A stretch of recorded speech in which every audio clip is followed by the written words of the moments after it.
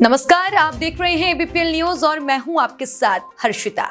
सरोवर नगरी नैनीताल में क्लब में उत्तराखंड सरकार के सचिव पेयजल परिवहन, वरिष्ठ स्टाफ ऑफिसर, मुख्य सचिव अरविंद सिंह हांकी, जिला योजना, राज्य सेक्टर, केंद्र पोषित विकास योजनाओं की प्रगति और जिला योजना में आवंटित बजट को 100% खर्च करने के संबंध में अधिकारियों की बैठक ली गई। अब बैठक के दौरान श्री हांकी ने कहा कि विकास कार्यों पर गुणवत्ता में कमी पाए जाने पर संबंधित विभाग के खिलाफ कार्यवाही की जाएगी। बैठक में वन विभाग अधिकारी, क्रीड़ा अधिकारी, उरेडा अधिकारियों के अनुपस्थित रहने पर संबंधित के खिलाफ कार्यवाही के निर्देश जारी किए गए। सचिव ने बैठक में उपस्थित सभी अधिकारियों को निर्देश दिए हैं कि जिला नियोजन समिति ने जब स्कीम को स्वीकृति प्रदान कर धनराशि अवमुक्त कर दी, फिर भी प्राप्त धनराशि को वित्तीय वर्ष में खर्च नहीं किया जा रहा है। यह क्षमा योग्य नहीं है। सचिव ने पीडब्ल्यूडी और पेयजल निगम द्वारा किए जा रहे विकास कार्यों के खराब प्रदर्शन पर नाराजगी जताई और इनके खिलाफ कार्यवाही अमल में लाने के निर्देश दिए गए और निर्देश मुख्य विकास अधिकारी को दिए गए हैं।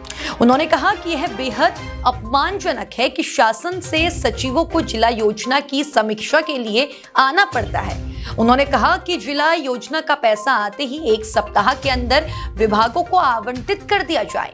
समस्त विभागीय अधिकारियों को अपनी जिम्मेदारी के परिप्रेक्ष्य में जिला योजना से प्राप्त बजट को चालू वित्तीय वर्ष में ही 100% खर्च कर दिया जाए और साथ ही उच्च गुणवत्ता युक्त विकास कार्यों का निर्माण किया जाए।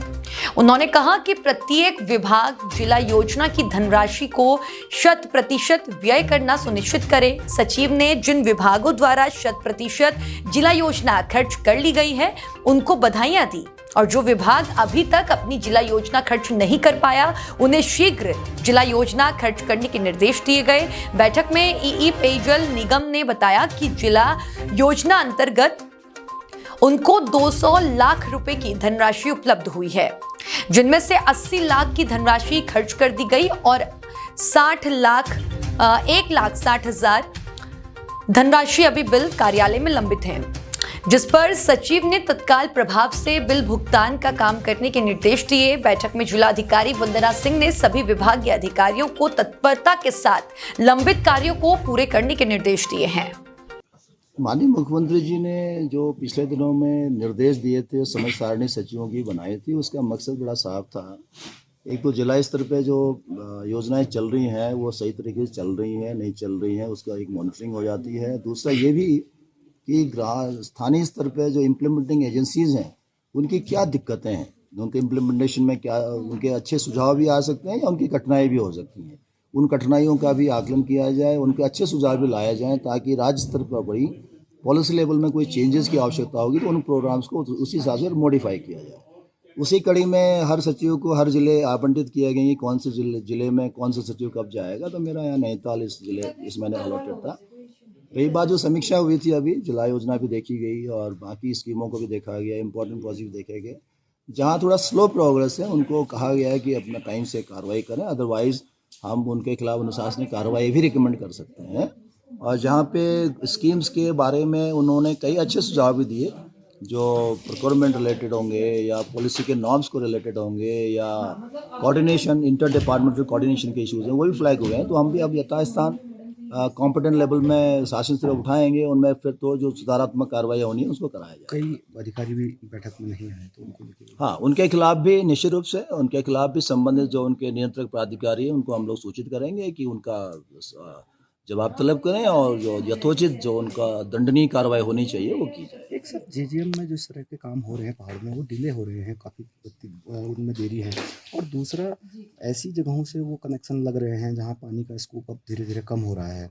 योजना लंबे समय के लिए बन रही है लेकिन पानी का स्तर गिर रहा है या फिर पुराने उनसे लगा दिए हैं, नलों पर पानी नहीं है, लाइनें बिछा दी हैं। इस तरह की समस्याएं ग्रामीण इलाकों में खासतौर पर दिख रही हैं, तो उसको लेके जल जीवन मिशन में थोड़ा पिछले साल ये था कि पहले फेज़ में जैसे मानक थे कि कनेक्शंस वाले लाइन बिछाने वाला काम पहले कर लो और साथ ही साथ जो पानी की अवेलेबिलिटी बढ़ाने के लिए जो प्रोजेक्ट्स हैं, चाहे वो पंपिंग प्रोजेक्ट हैं, चाहे ग्रेविटी सोर्स को टैप करना, वो भी काम साथ में शुरू करो।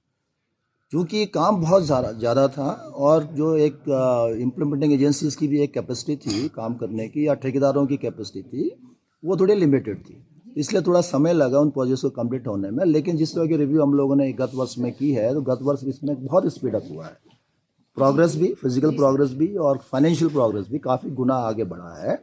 और अभी भी हम लोग जो समीक्षा कर रहे हैं, कोशिश ये कर रहे हैं कि मार्च तक अधिकांश योजनाएं पूरी हो जाएं। तो जब योजनाएं पूरी हो जाएंगी तब पानी की अवेलेबिलिटी पाइप्स में या घरों में टेल एंड तक अच्छी दिखाई देगी। दूसरी बात जो आपने कही थी कि हाँ, कई जगह ऐसे सोर्स भी प्लान करते समय उन्होंने चिन्हित किए जहाँ पे अब धीरे धीरे पानी या डिप्लीट हो रहा है या पानी कम पड़ रहा है।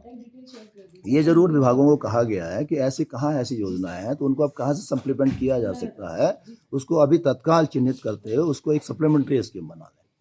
सर, परिवहन विभाग इस बार खुशी लेके आया है क्योंकि अमूमन सैलरी और उसका संकट होता था। इस बार 56 लाख का आपका प्रॉफिट भी हुआ है, तो किस तरह हो पाया ये और आगे किस तरह का मकसद रहेगा अब इसको आगे बढ़ाने के लिए? देखिए, परिवहन निगम में माननीय मुख्यमंत्री जी या मुख्य सचिव महोदय के समय से निर्देश थे कि इसकी कार्यप्रणाली, कार्य संस्कृति और परिस्थितियों को सुधारा जाए। तो लास्ट ईयर हम लोगों ने उसके रिवाइवल के लिए बहुत एक स्कीम बनाई।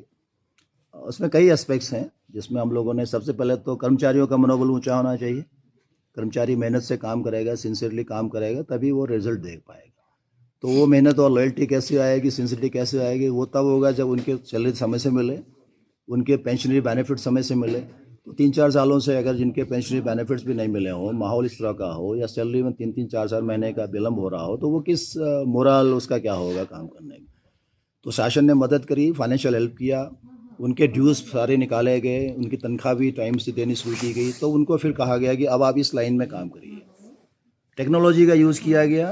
टेक्नोलॉजी में हम लोगों ने बसेज़ वगैरह में CCTV कैमरे लगाए, बसेज़ वगैरह में फ्यूल रॉड लगाए, बसेज़ वगैरह, जिससे पता ही चलने लगा कि आप अंदर कितने लोग बैठे हुए हैं, कितने टिकट कट रहे हैं। सेंट्रली कंट्रोल किया जाने लगा कि गाड़ी समय से जा रही है, पहुंच रही है, नहीं पहुंच रही है।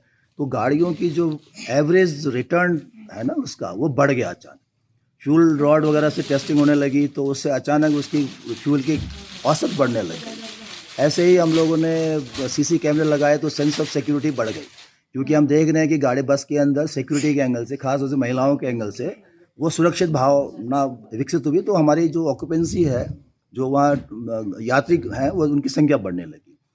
तीसरी चीज़ ये है कि हम लोगों ने जो गाड़ियाँ हैं वो संख्या बढ़ाई, और गाड़ियाँ जो संख्या बढ़ाई, हम अपना खरीद ले नहीं सकते थे, लोन लेके खरीदना पड़ता है। तो हम लोगों ने अनुबंधित जो बसें हैं, खासतौर से जो अच्छे रूट्स हैं दिल्ली वगैरह जहाँ पे ज़्यादा यात्री मिलते हैं, हमने अनुबंधित बसों को बढ़ाया, अच्छी बसें ले आए। हम लोगों ने CNG बेस्ड बसें ली, जिससे लोगों की जो हमारे गाड़ियों से चलने वाली संख्या वो बढ़ी। तो प्रोपोर्शनली हमें हमारी इनकम बढ़ेगी, हम पे लोगों का विश्वास ज़्यादा बढ़ा।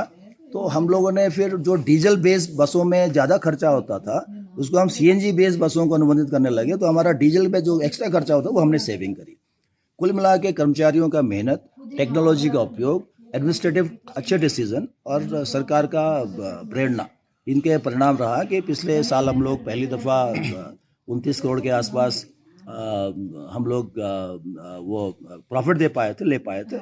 इस साल अभी तक जितना और प्रॉफिट हुआ है, कुल मिला के हम लोग 56 करोड़ का फ़ायदा इस बार हुआ है पिछले 1.5-2 सालों में। और आगे मार्च तक आते हो तो थोड़ा स्थिति और बेहतर हो।